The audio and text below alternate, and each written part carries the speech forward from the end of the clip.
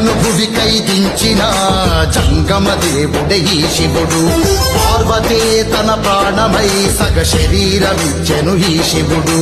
కైలాసమునే వదిలేసి హిమగిరులను నువ్వు దాకేసి అమర్నాథులో కనిపించి కాశీలో పాపము త్రుంచి వేముల వాడలో వెలసిన తండ్రి హర హర మహదేవా, హర హర మహదేవా.